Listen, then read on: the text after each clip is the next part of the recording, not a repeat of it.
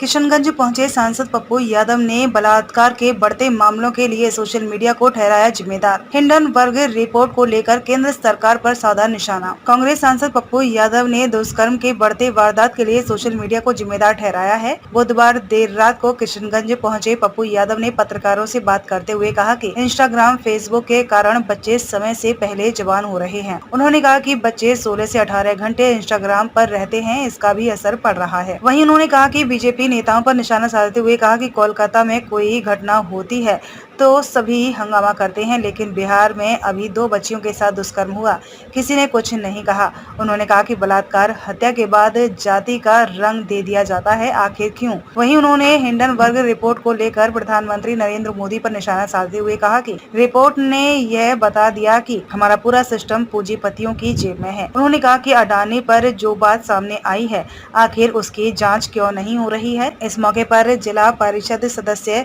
नासिक नादिर सहित अन्य दर्जनों लोग मौजूद थे।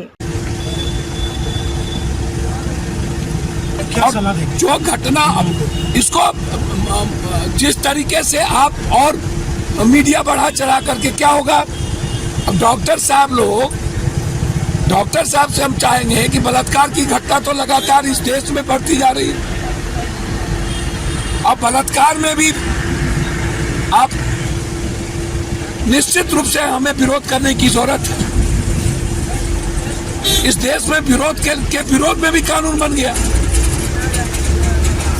आप सीबीआई हो गई, अरेस्ट हो गया, आप सजा करवाने के लिए हम लोग लड़े। लगातार आप हजारों लोग मर रहे हैं अस्पताल में, अस्पताल बंद आप ठप किए हुए।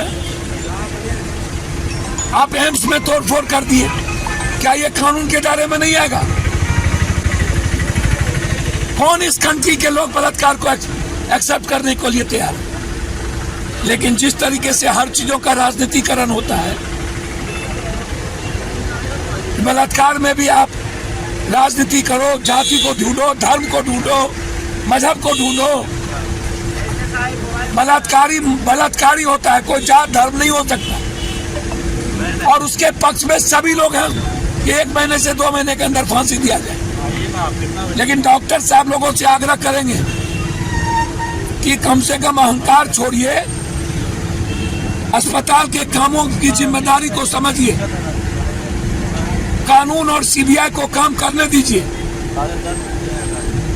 विरोध के तरीके होते हैं, ये तरीके नहीं है कि सब कुछ बंद करके ठप कर दिया जाए। और सुरक्षा सबकी जरूरत है, देश के हर बेटी की जरूरत है, सिर्फ डॉक्टर की नहीं, हर समाज की जरूरत है। मर्डर और घटना सब में होता है और हम इसके सबसे बड़े विरोधी हैं।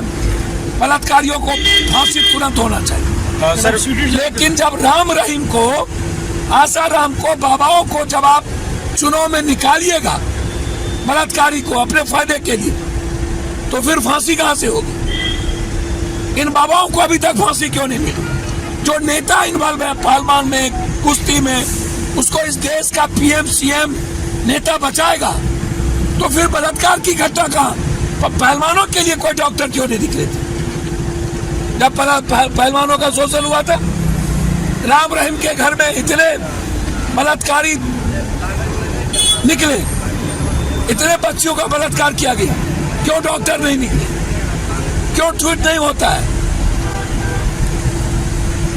इसीलिए मैं विपक्ष और सत्ता पक्ष को कहना चाहूंगा कि मुजफ्फरपुर और मधुबनी चाहिए और 2 महीने के अंदर फांसी दिलवाइए।